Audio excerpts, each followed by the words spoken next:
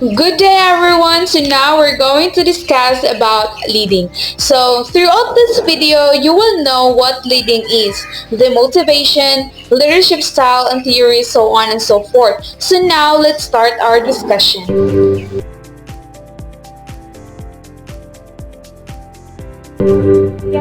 Lesson 1. What leading is.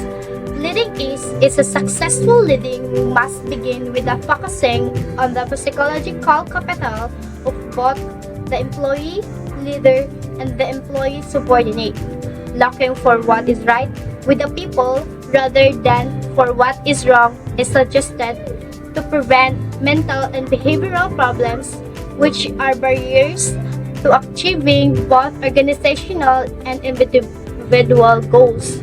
So, leadership is nagbigyan dapat siya sa mag-focus siya sa psychological capital nga both leader and the employee magbot sila nga mag-focus sa psychological capital.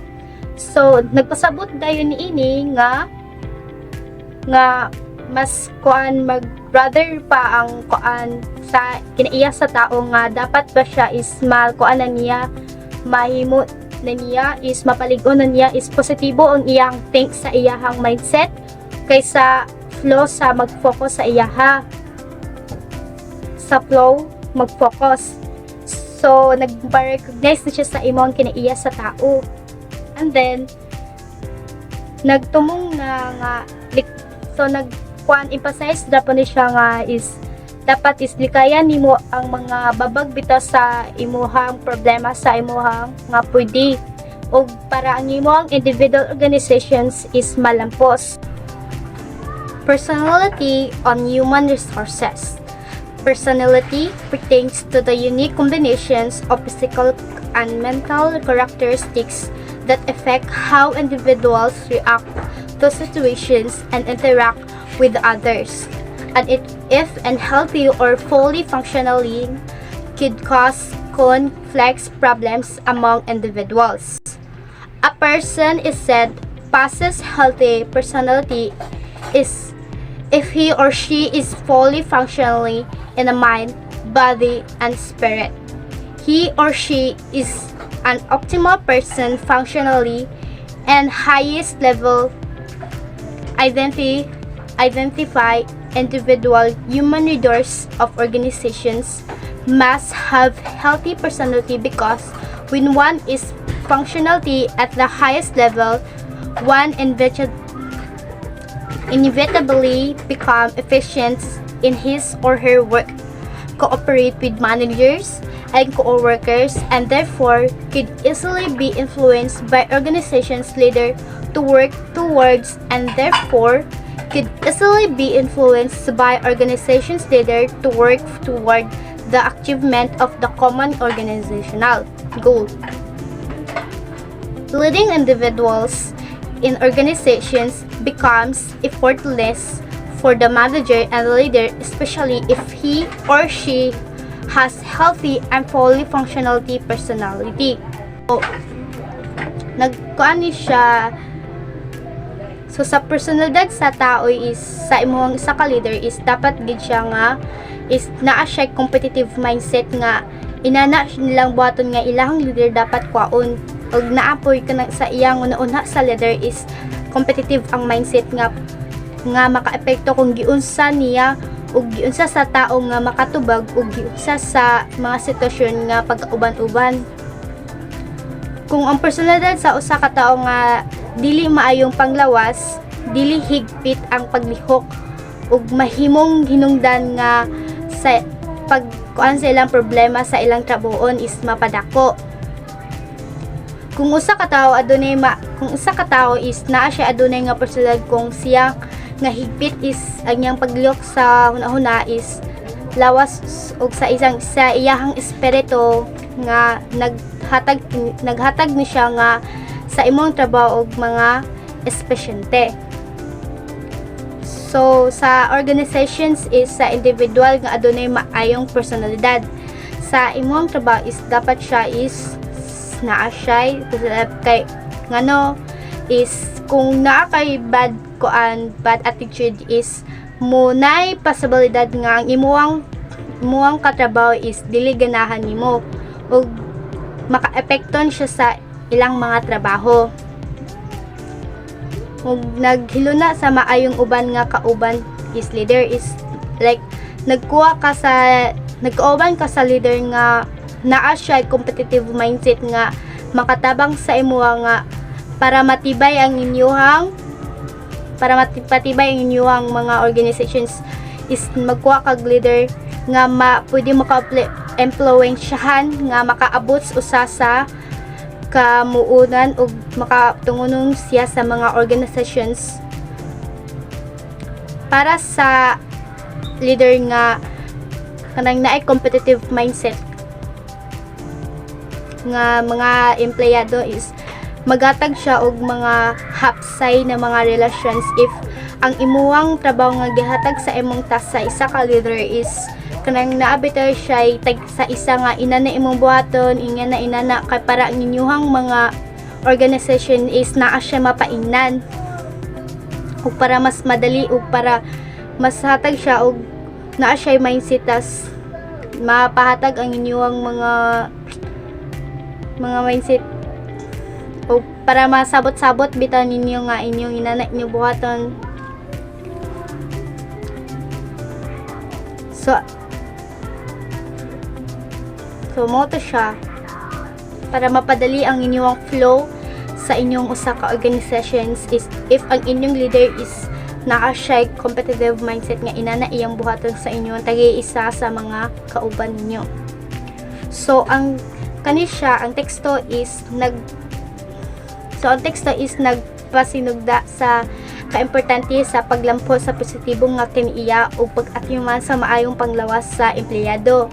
Aron mas pasiguro nga hapsay jud ang inyong trabaho ug para molampos ni siya sa inyo. Tas ang leader is kinahanglan gid nga mag-una sa mga mental ug emotional nga kaayusan sa ilahang tauhan aron ma-maximize ang ilang performance. So, there are big 5 personality traits of a person. Let's start with extraversion. It's the degree to which someone is sociable, talkative, and assertive. So, extraversion is like someone nga outgoing ang katong hilig makipag halabelo sa uban. For example, ako, hilig kay ko makipag story sa lain tao without hesitation.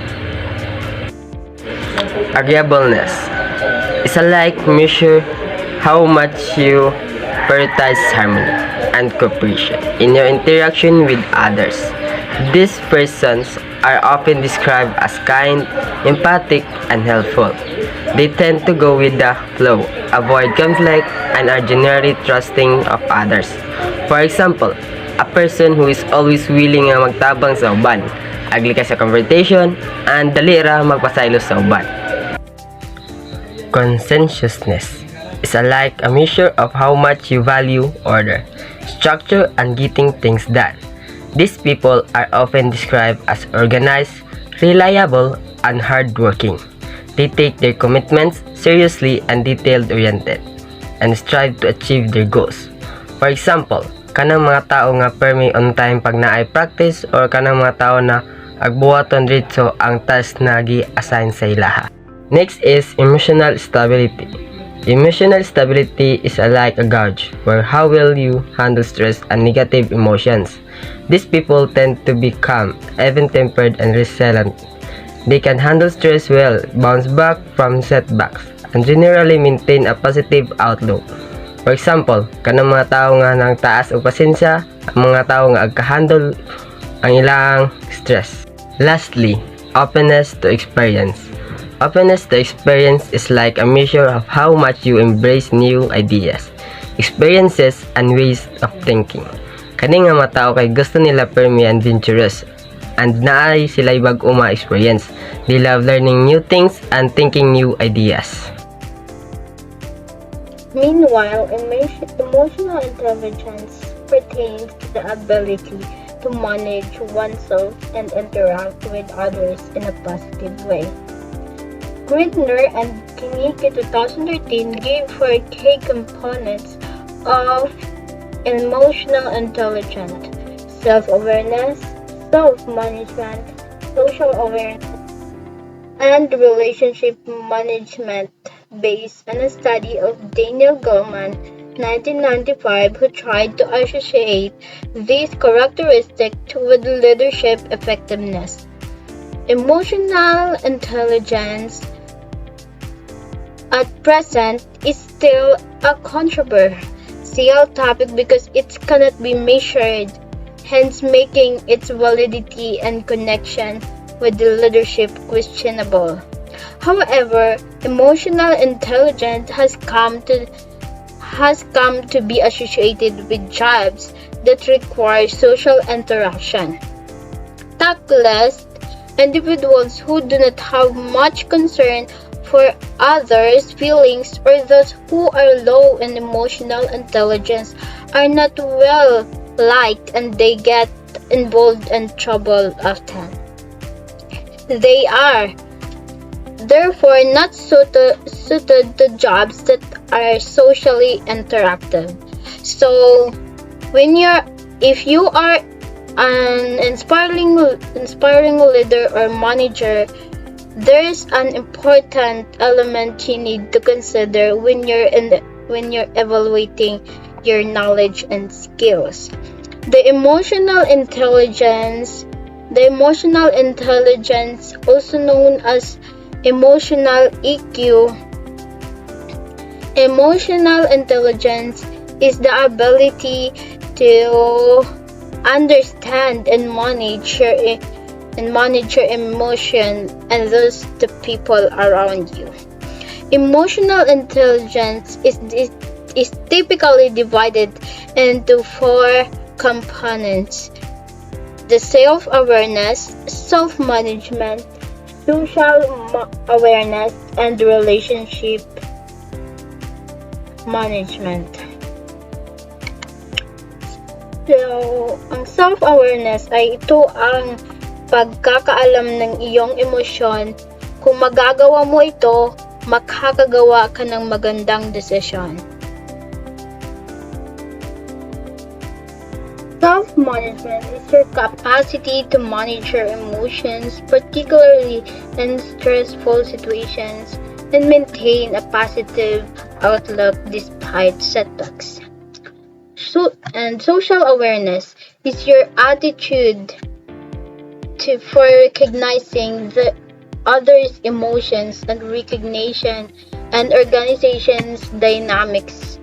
Those who excel in a social awareness practice empathy. They tried to understand colleagues' feelings and perspectives so they can be better communicators and collaborators. Social management is your capability to resolve conflict and influence, coach, and mentors others to require both self and social and awareness and channeling them into interactions. Building your emotional intelligence helps you grow as a leader and motivate and coach colleagues more capacity more effectively, and turn you can advance your career in organization. Leading an organization, managers and leaders must focus their leadership strategies on the following key work attitudes in order to avoid distractions caused by varied reactions and behaviors. So, if you are a manager, kinahanglan gid nga mo-focus ka sa imong leadership strategies para ma-avoid ang distractions tungod sa imong reactions and behaviors, no? And the next is the organizational citizenship behavior. Refers to employees' behaviors that exceed work role requirements and also behaviors that go beyond the call of duty. So, Ang organizational citizenship behavior is more refer siya sa behaviors sa employees that exceed work role requirements and also sa behaviors that go beyond the code of duty. Organizational commitment refers to extent which individuals employee identifies with organization and goals. Job satisfaction and productivity refers to employees' general attitude toward their respective jobs. Ang organizational commitment connects to the employee to the organization. Job satisfaction relates to their feelings about their job. Together, these factors influenced by their productivity and overall contribution to the workplace. Leading is a management function that involves inspiring and influencing people in the organization to achieve a common goal. So management is a management function na mo i-inspire o mo influence sa mga tao ani nga organisasyon ug para ma-achieve nila ilang common goal. Managing is the process of working with and through others to achieve organizational objectives efficiently and ethically amid constant change. It is also deals with planning, organizing, staffing, leading, and controlling. So managing is a process nga magkinabangay sa imong mga kauban para ma-achieve ninyo ang layunin sa organisasyon nga hapsay ug ethical while kamulo sa pagbago. So for our next lesson, it is all about motivation. Motivation encourages individuals to work enthusiastically, often performing more work than what is required. What could managers do to ensure such motivated and enthusiastic performance among their subordinates? What could be done to inspire employees whose work performance is limited to the minimum need? Understanding individual human needs, perceptions, thoughts, and beliefs may provide good answers to such questions that are often asked in different work settings. So, motivation. In our daily lives, motivation is important. And if we relate it to our topic for today, motivation is important because as a leader, it is important to give inspiring words to your subordinates in order for them to improve their skills and mold them into a better person, because not every day a person is the same. Dili tanan tao nga makain nilang ilang mga buhatonon.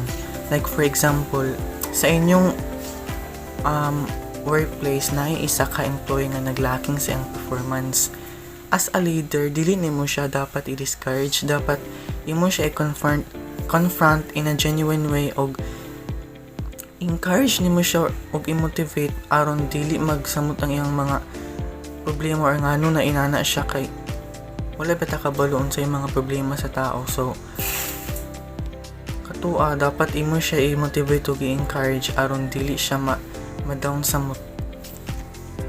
So according to Kreitner and Kinnicki, early theories of motivation revolved around the idea that motivation is brought by the employee's desire to fulfill their need, their work habits, and their job satisfaction. Among these are Maslow's hierarchy of needs theory. It refers to Maslow's hierarchy of 5 human needs: the physiological, safety, social, esteem, and self-actualization. So, Maslow's hierarchy of needs theory proposed by Abraham Maslow, dani gidiscuss ang mga needs sa mga individuals such as ang physiological, safety, social, esteem, and self-actualization nga gi-arrange according sa unsay pinaka-need sa ato mga individuals. First human need according to Maslow's hierarchy of needs theory is the physiological needs, which includes food, water, shelter, and other physical necessities. Of course, kanyang physiological needs mo ang pinakauna nga needs kay kung wala niya, dili man ta mabuhi. These are the most basic things an individual should need in order to survive. Sa maunang nabilong niya siya sa bottom of the hierarchy kay basic naman niya ang kinahanglan sa tuwa. kung wala niya dili man ta mabuhi. Kani mga food, water and shelter, basic na mga kinahanglan sa atoa. After namita sa mga individuals ang physiological needs, you want to feel safe and secure. Dini na dayon ta sa mga safety needs, which includes security and protection from physical and physiological harm. Sa dani nga needs, dire na belong ang job, ang health, and a stable environment aron ma-avoid ang isa ka individual sa mga physical and psychological harm. Kung ma-meet dani ang mga needs, dito na dayon ta sa social needs. Social needs pertain to the human desire to be loved and to love, as well as the need for affection and belongingness.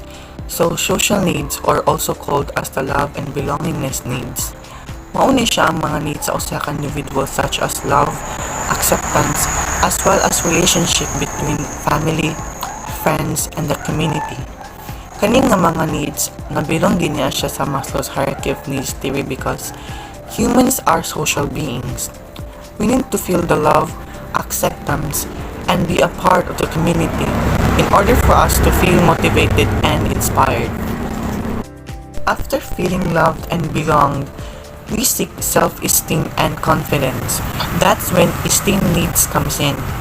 Esteem needs include the human need for self-respect, self-fulfillment, and become the best according to one's capability. Sa dani nga needs, more tackle siya sa confidence sa usa ka individual and knowing one's full potential in doing things. Esteem needs are very important because para maanad ang isa ka individual ug ma-express niya iyself more para mo-accomplish niya ang iyang mga goals and needs in life. Lastly is ang self-actualization needs. This belongs at the top of the hierarchy and refers to reaching one's full potential, being creative, and fulfilling your personal goals. So now, let's move on to McGregor's Theory X and Theory Y. So McGregor's Theory X and Theory Y refers to a theory that was proposed by Douglas McGregor. Theory X is a negative view of workers which assumes that workers have little ambition, dislike work, and avoid responsibilities. While Theory Y is a positive view of workers which assumes that employees enjoy work, seek and accept responsibilities, and are self-directed. So, si Douglas McGregor nag-propose sa Theory X and Theory Y. Pero technically speaking, Theory Y ra gid niyang gi-propose. Ang Theory X iyara ni gi-appeal pag-propose aron ma-highlight ang unsay mga negative view sa mga employees sa workplace. So, ang gibuhat ni Douglas McGregor nag-propose sa Theory Y aron ma-motivate ang mga workers nga naay mga negative view sa workplace, ma-motivate sila, ma-encourage aron mo pursue silang work o mupadayon gid pagtrabaho. So next is ang Hazberg's two-factor theory. So Hazberg's two-factor theory refers to the theory that was proposed by Frederick Hazberg. And this theory is also known as the motivation hygiene theory. It states that intrinsic factors such as achievement, recognition, growth, and responsibility are associated with job satisfaction, while extrinsic factors such as company policy, salary, security, and supervision are associated with job dissatisfaction. Intrinsic factors are the motivators, while the extrinsic factors are called hygiene factors. So, according to Frederick Hazberg sa iyang theory, there are two factors which are intrinsic factors og ang extrinsic factors. Sa dani nga theory og sa katong previous nga theory nga ako gi-mention, ang McGregor's Theory X and Theory Y kanay pagka similarity in terms sa pag-motivate o pag-satisfy sa mga employees, like ang Theory Y o ang intrinsic factors. Both are kanang ga-help og motivate og encourage sa mga employees aron ang ilang pag-view sa workplace is positive and ma-avoid nila ang mga dissatisfaction sa ilang mga work experience. And sa theory X pod og ang extrinsic factors, however naay pagka-slight differences kay ang theory X manggod maugid ang negative view sa mga employees sa workplace, while ang extrinsic factors kay ang mga factors nga maka-affect sa work performance sa mga employees, which leads to job dissatisfaction. So ang gibuhat ni Frederick Hazberg, nagpropose siya ani nga theory aron motivate pod ang mga employees nga ma-avoid nga dili nila ang mga negative thoughts nga moabot sa ilaha. So mao nang gi-advise ang mga managers nga ipa-emphasize ang mga motivators, which is ang mga extrinsic factors to motivate their subordinates o para dili apektahan ang mga employees sa mga extrinsic factors. So ang next theory according to Crichton Kinnicky is the McClellands 3 needs theory. It was proposed by David McClelland and states that individuals have 3 needs that serve as motivators. The 3 needs referred to are the need for achievement, the need for power, and the need for affiliation. So according to McClelland, daw na tulo ka need ang individual: ang need for achievement, need for power, and the need for affiliation. Sa need for achievement, individual with a high need for achievement are motivated by setting and accomplishing challenging goals. Sa need for power, people with a high need for power are motivated by influencing and controlling others, as well as impacting their environment. And ang last, sa need for affiliation, when we say affiliation, it involves an individual's need for social interaction, companionship, and being part of a group and community. And individuals with a high need for affiliation are driven by the desire for positive relationships, social interaction, and a sense of belonging. Sa dani nga theory, ang mga managers are desired to be observant among their subordinates so that they could be given job assignments that would satisfy their highest needs, and in doing so, they may be more motivated to work well. Goal-setting theory is a theory stating that specific goals motivate performance and that is more difficult goals accepted by the employees result greater motivation to perform well as compared sa easy goals. So, in a goal-setting theory, the manager is magina siya ang gaset sa goals sa mga subordinates because that is a major source sa job motivation. Reinforcement theory, a theory which states that the behavior is a function of its consequences. If the consequences follow the behavior, there is probability that the individual or the employee will be motivated to repeat the behavior. Using this theory, the manager will be or can motivate the employee's positive behavior to help achieve its goals. Job design theory.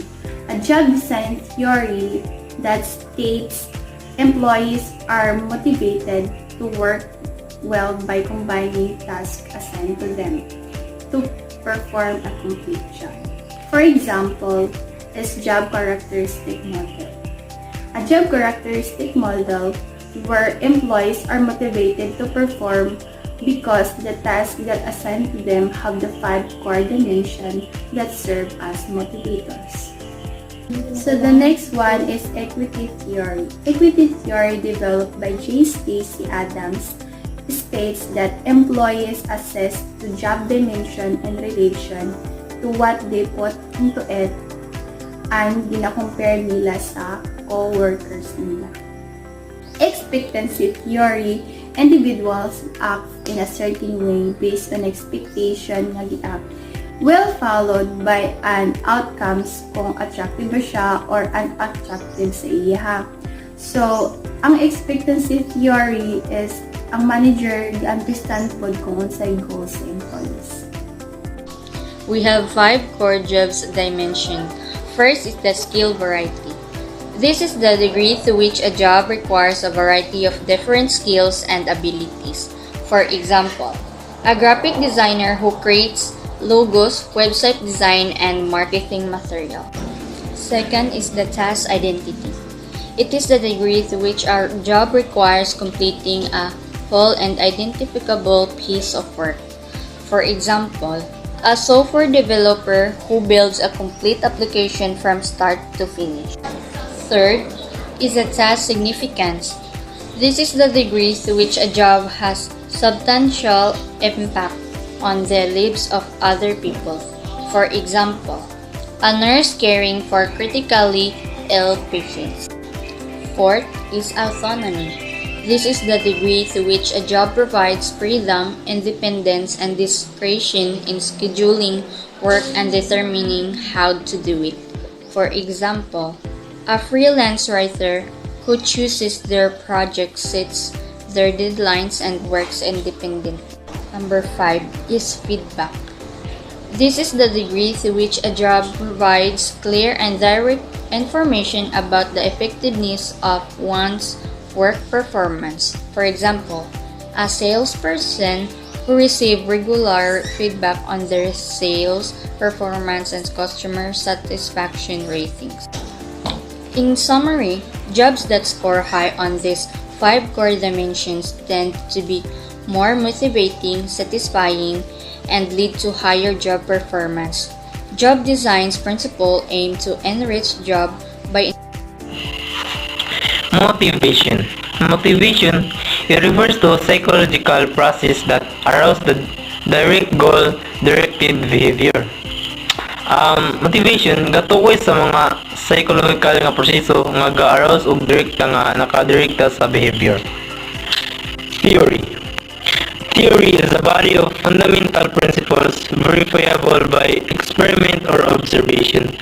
So, theory is a body of fundamental nga pangunahing prinsipyo nga mapatunayan jud nimo nga pamaagi sa pag-experiment or observation. So the next topic will be about leadership style and traits. Ideally, leadership should result in the willingness of individuals to work with zest, ardor, and self-reliance.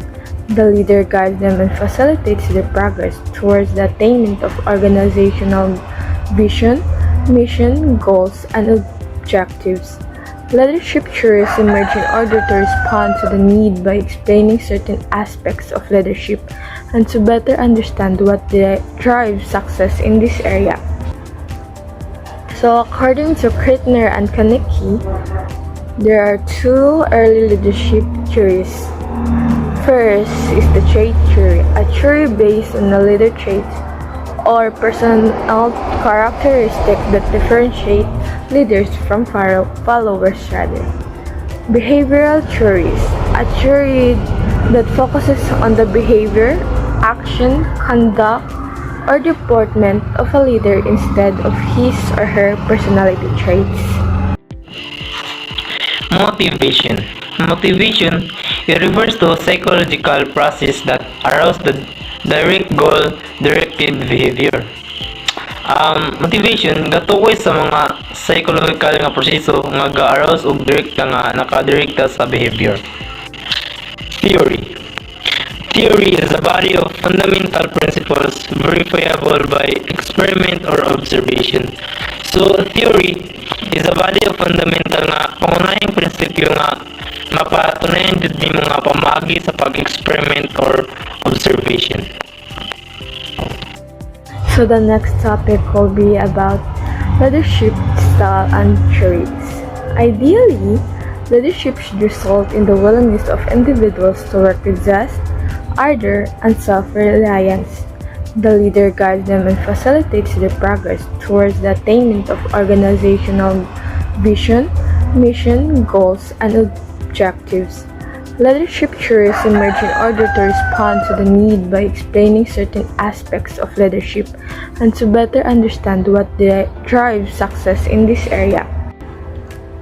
So according to Krittner and Kanecki, there are two early leadership theories. First is the trait theory, a theory based on the leader traits or personal characteristics that differentiate leaders from followers rather. Behavioral theories, a theory that focuses on the behavior, action, conduct, or deportment of a leader instead of his or her personality traits. Leadership theories help us understand what makes leaders successful.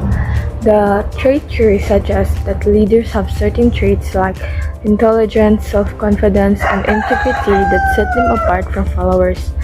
Unlike the older great man theory, it argues these traits can be learned, not just born with. And the second one is behavioral theory focuses on a leader's action and behaviors rather than their personality traits. It suggests that since behaviors are learned, leadership can be developed through experience, meaning leaders are made, not born. Contemporary theories of leadership. Leadership theories evolve along with the development of management throughout time, giving rise to the contemporary theories such as follow. First is the Fiedler Model. It is a situational leadership theory proposed by Fiedler, an organizational behavior scholar. Fiedler theory suggests that a leadership effectiveness depends on how well their style matches the situation. Leaders can be task-oriented, focus on goals, or relationship-oriented, focus on people. The level of situational control, how much influence the leader has, also affects success. A style that works in one situation may not work in another. Second is the Hershey-Blanchard Model, another situational leadership theory proposed by Paul Hershey and Ken Blanchard. This theory by Paul Hershey and Ken Blanchard says leaders should adjust their style based on how ready subordinates are to perform a task. There are 4 levels of readiness. The first is where the subordinates are both unable and unwilling to accomplish the task. The second is where the subordinates are unable but willing to do the task. Third is where the subordinates are able but unwilling to do their assigned task. And fourth is where the subordinates are both able and willing to do what the leader wants to accomplish the task. Pot goal theory, a theory developed by Robert House which states that the leader's task is to lead his other followers or subordinates in achieving their goals by providing them direction needed in order to ensure compatibility of the said goals with the organization's goal. So, this theory suggests that leaders help followers achieve their goals by guiding them along the right path. 4 leadership behaviors. Effective leaders show their subordinates the path they must take to help them achieve their work goals. House identified 4 leadership behaviors. Number 1, directive leaderships, where the leader gives specific guidelines to followers so that the task accomplished would be easier. The leader provides clear instructions, guidelines, and expectation for tasks. These styles is helpful when the subordinates are unsure of what to do, as it removes ambiguity and ensures task and complete identity. Number 2 is supportive leadership, where the leaders show concern and friendliness to subordinates. It fosters a positive, so supportive leadership fosters a positive environment and it is particularly effective in situations where the tasks are stressful or repetitive. Number 3 is participative leaderships, where the leader asks for suggestions from followers before decisions making. The leader encourages input suggestions from subordinates during decisions making. This style is ideal for teams with skilled and motivated individuals, as it enhances commitment and innovations. The last one of the leadership's behaviors is achievement-oriented leaderships, where the leader sets the goals that subordinates must be tried to achieve. So, the leader set challenging goals for the team and expect them to perform at a high standards. It motivates subordinates by showing confidence in their abilities, encourage them to achieve excellence. So, that for leaderships is each of the behaviors is suited to different team dynamics, tasks, and challenges, helping the leaders adapt to their subordinates' needs. Leadership views. 1. Transactional Leadership Model, a theoretical model which states that leaders guide their subordinates toward the achievement of their organization's goals by using social exchange or transactions and by offering rewards in exchange for their productivity. 2. Transformational Leadership Model, a view that developed from transactional leadership. 3. Charismatic Leadership Theory, another modern theory of leadership which states that leaders who have a charismatic personality are able to influence their subordinates to follow them. 4. Visionary Leadership Theory is a theory which states that leaders are able to make their subordinates follow because of their ability to create and articulate a realistic, credible, and attractive vision that may improve present conditions or circumstances.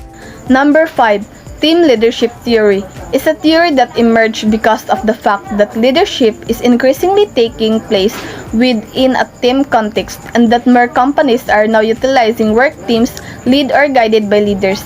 Number 6. Servant Leadership Theory, a theory proposed by Robert Greene in 1970, stating that servant leaders must focus on increased service to others rather than to oneself. Leadership, the process of inspiring and influencing a group of people to achieve a common goal. Definition of terms: leadership, the process of inspiring and influencing a group of people to achieve a common goal. A good leader helps others to work together. Leadership also is about motivating, empowering others, not just giving orders. So kung kita leader, kita mag-motivate ng kauban para ma-achieve nato kana nga goal. So that's all. Good morning everyone, my name is Maysay A. Gaputan. My topic for today are communication, type of communication, and direction and flow of communication.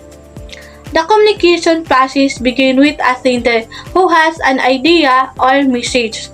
This message sent through email or face-to-face conversation to a receiver. When the receiver understands the message as intended by the sender, this requires the message to be properly decoded by the receiver. Both sender and receiver understand the message highlighted by Rubins and Coulter 2009. Type of communication. There are types of communication. Verbal, using spoken or written words, is magsulat ka or makipagstorya, like meeting or email. Ang non-verbal is using gesture, facial expression, eye contact, and touching, like smile and hug. Formal is communication take place prescribed and routine organization work arrangement. Example is ang manager is assigning a task to a subordinate. Informal is communication is not defined organization hierarchical structure. Example is employees chatting with their friend about weekend plan. Type of communication. There are types of communication. Verbal using spoken or written words is magsulat ka or makipagstorya. Like meeting or email. Ang non-verbal is using gesture, facial expression, eye contact, and touching. Like smile and hug. Formal is communication, take place prescribed, and routine organization work arrangement. Example is ang manager is assigning a task to a subordinate. Informal is communication is not defined organization hierarchical structure. Example is employees chatting with their friend about weekend plan. Direction and flow of communication. Communication flow in different directions within an organization. Communication may be vertical, upward, downward, horizontal, or lateral, and diagonal. Vertical communication between different levels in the hierarchy. Upward communication between lower hierarchical level to higher hierarchical level. It means ang employees to manager. Example is an employee sharing their concern about workload with the manager. Downward communication between higher hierarchical level to lower hierarchical level. It means ang manager to employees. Example is a manager explaining company policy to the team. Horizontal or lateral communication between individual at the same level is pareha na silang level. Like team members collaborating. Diagonal communication between different level and department. Lahi ang level, lahi po ang department. Communication network in organization. There are types of communication network. Chain network, information flow strictly through the formal chains of command. And wave network is centralized communication between a leader and team member. All channel network, free communication among all team members.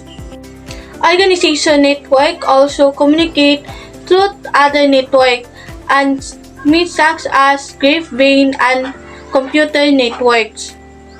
Grapevine, informal communication such as gossip or rumors.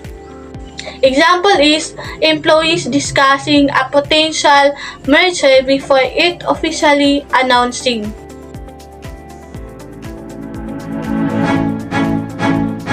Organization members may encounter various types of barriers that can alter the meaning of communications that they receive. These barriers include filtering, emotions, information overload, defensiveness, language, and natural control. Filtering, the shaping of information communicated in order to make it look good or advantageous to the receiver. Emotions, the interpretation of communications which may be influenced by extreme emotions felt by the receiver. Information overload, too much information hinders processing. Defensiveness, threatened individuals distort communication for self-protection. Language, words have varying meanings across cultures and backgrounds. National culture, cultural differences cause communication misinterpretations. Feedback, solicit questions and comments to ensure understanding.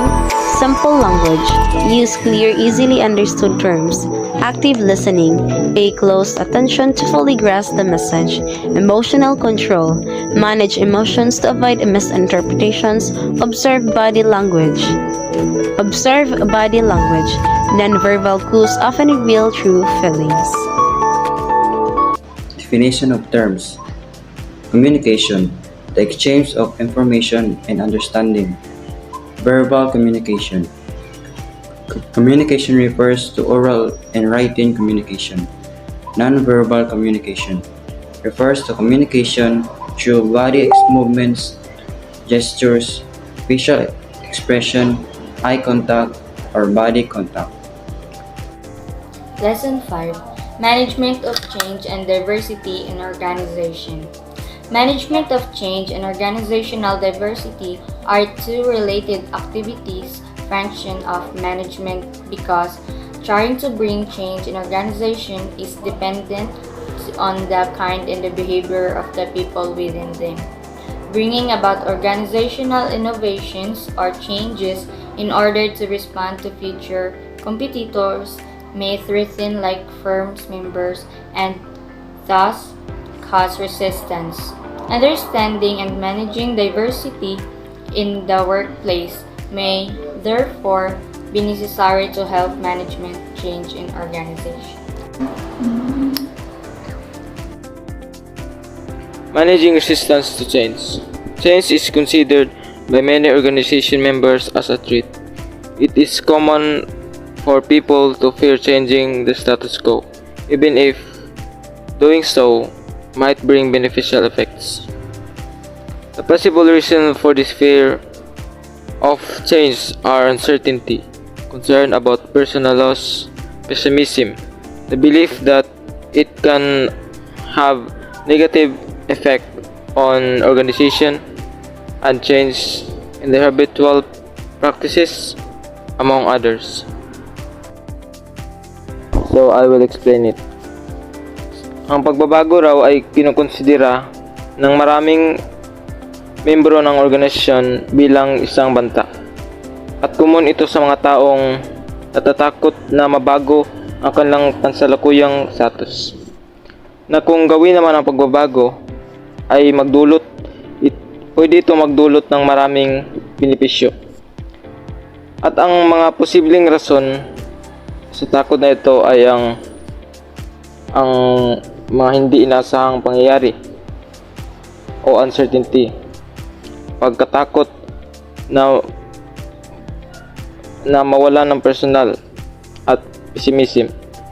Ito, ang mga paniwalang ito ay magdudulot ng negatibong mga epekto sa isang organisasyon ay sa pagbabago ng organisasyon. So, the following are required to manage resistance to change. So, number 1 is education. Employees have to be educated regarding for and the relevance of change.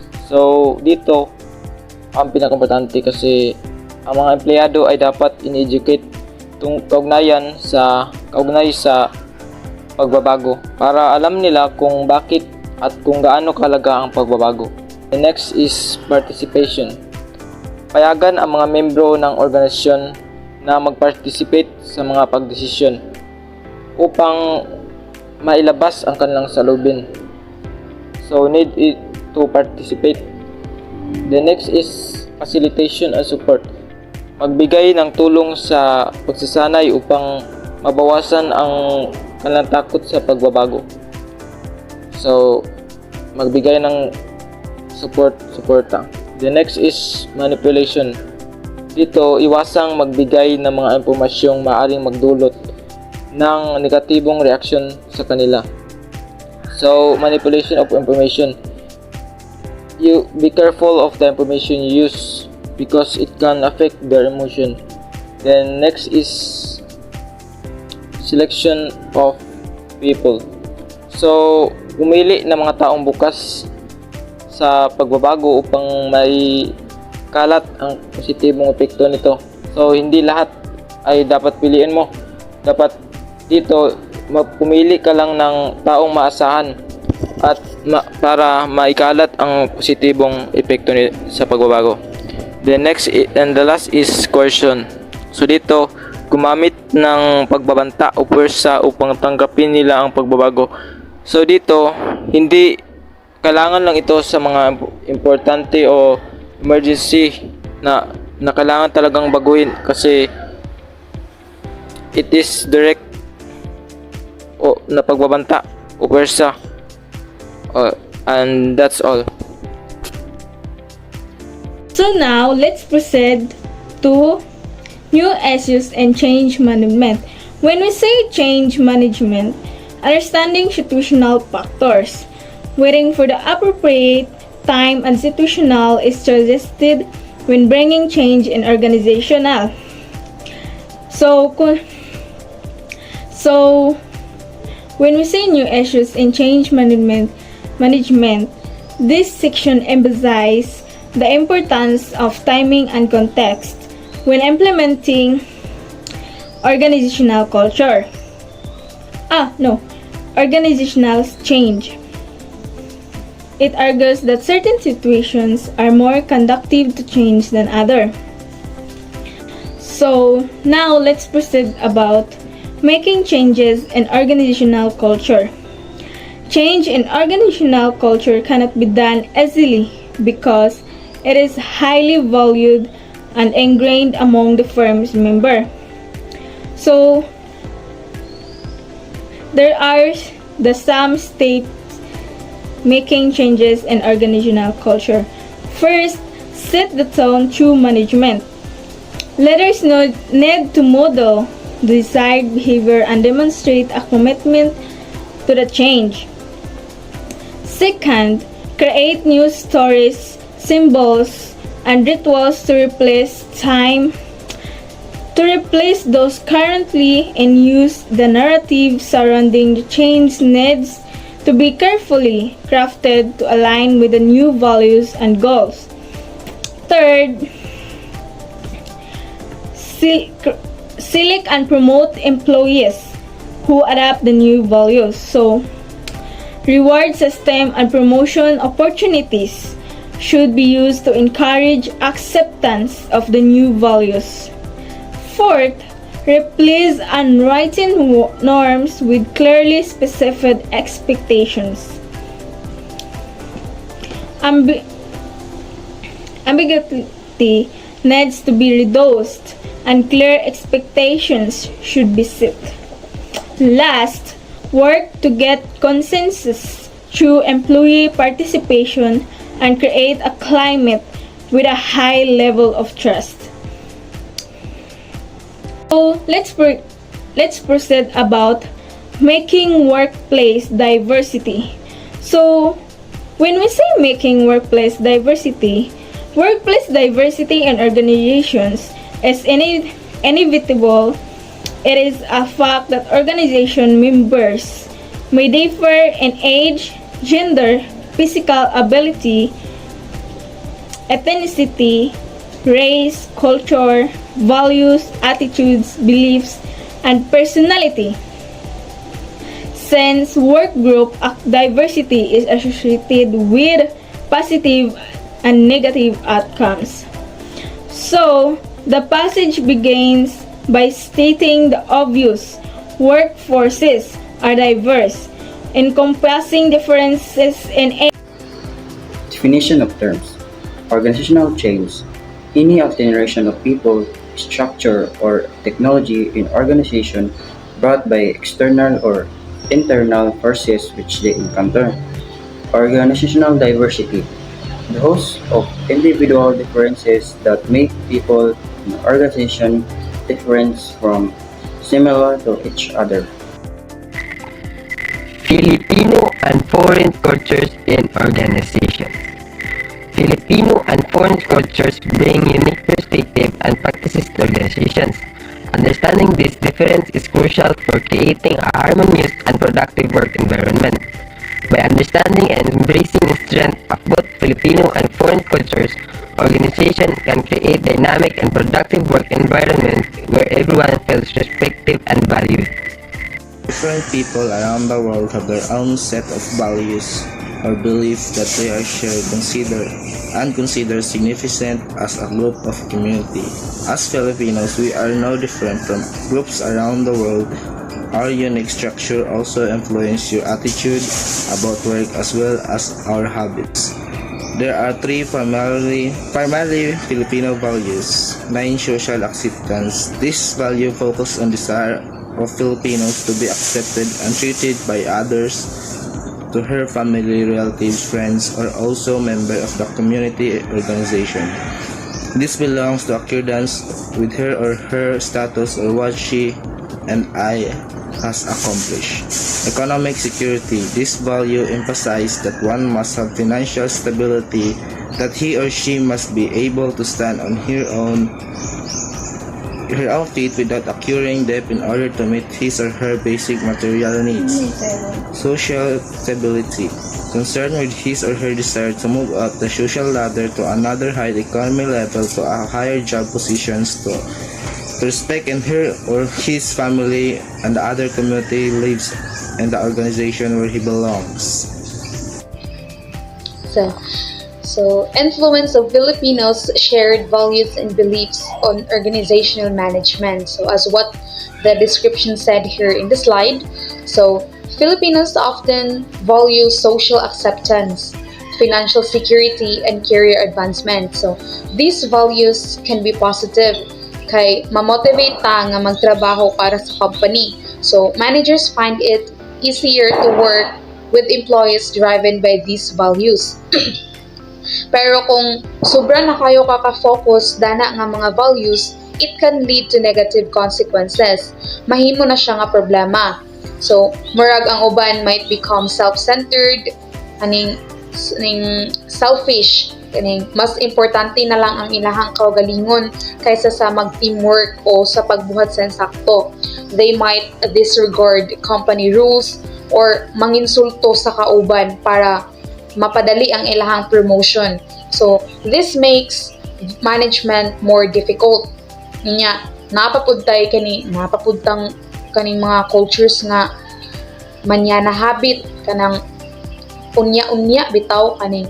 For example, sa inyong trabaho is naay gihatag sa imuhang manager nga kinahanglan na dayon siya. Then ang imong ikuan is wala nimo siya trabaho diretso, kumbaga giunya-unya pabitaw nimo. Parehas ra pud na sa kaning sugon ka sa imong mama nga manghugas sa plato, wayon rabaya ka nga kaning unya na nako hugasan ra lagi na nako pero unya na. So mao na siyang manyana habit. So next is kaning napapunta ning lingas kugon. So kaning lingas kugon is more on kaning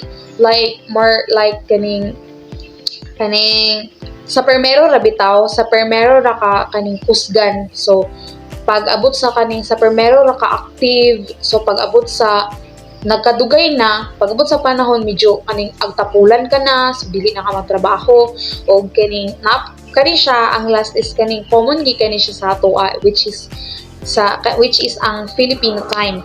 Ang Filipino time is kaning malate bitaw ka, malate ka og mga minutes lang sa call time ninyo nga oras. For example, sa inyong company, naamoy meeting mag-start 8 o'clock in the morning. So niabot ka is sa inyong meeting area, niabot ka is mga 8:30, so 8:20 or 8:05, 8:10, basta 8 nakakapin niabot sa inyong meeting area. So kumbaga wala ka ni tando or wala nimo tumana ang kaning call time ninyo nga kana nga oras dapat mag-start na ta sa meeting. So mao na nga kaning madelay gyud ang mga trabaho o mahimo pa nga kaning mag-away-away kay because kaning nganong late ka, nganong sa permiro ra ka maayo, sa permiro ra ka active, sa nagkadugay na medyo pangit na kay ang imuhang kaning tinrabahuan. So dili naka-active or nganong unya-unyaon manimo ang trabaho nga gihatag sa imuha. So mga inana, so mahimo na siyang cost of arguments. So kinahanglan gyud nga kaning atubangon siya sa kaning managers or mga boss ang mga problema para mas ma-secure nimo nga kaning harmonious ang inyong trabaho, kumbaga kaning smooth bitaw, maayo siya, wala siya kaning mga trouble gamay. So in short, bisan maayo man ang mga bisan kaning insakto or kaning maayo para sa company or para sa organization ang mga tuo-tuo or mga values sa Pilipino, kinahanglan gyud nga kaning masabtan sa mga managers or kaning mga boss ang mga problema nga mahimo niini or kaning mga problems caused by these values. Kay kumbaga kani managers need to understand and address potential negative consequences to create a productive and harmonious work environment. So kinahanglan gid nga sabton siya sa managers para maka-create sila og kaning productive o kaning smooth or kaning maayo nga trabahoan bali. So next is influence of foreign culture on organizational management. So mao ni ang kaning cultures sa usa ka country or usa ka nasod nga naka-affect sa kaning pagpadagan o sa pagpapatakbo ng mga negosyo. Kung masabtan ng jud nato ang kaning kalainan sa kultura or sa culture, or kung masabtan lang gid nato ang mga cultural differences, mas sayon gyud siya nga magtrabaho ang mga boss, mga managers ug ang mga employee. Mas mapadali ang ilahang trabaho. So kung kahibalo or nahibalan sa mga managers o mga boss ang mga cultures sa ilahang mga employee or ilahang mga trabahante, mas masabtan nila kung unsa gyud ang batasan ug ang gusto gyud sa ilahang employees. So this leads to better relationships between managers, employees, and co-workers from different cultures. So examples of cultural differences na ay 4 I think, pero 4 I think. So first is gender egalitarianism. Mao ni siya ang kani siya nga culture is mao ni siya ang kung unsa kadako ang pagpaningkamot or kung unsa kadako ang effort sa usa ka society that puts into treating men and women equally.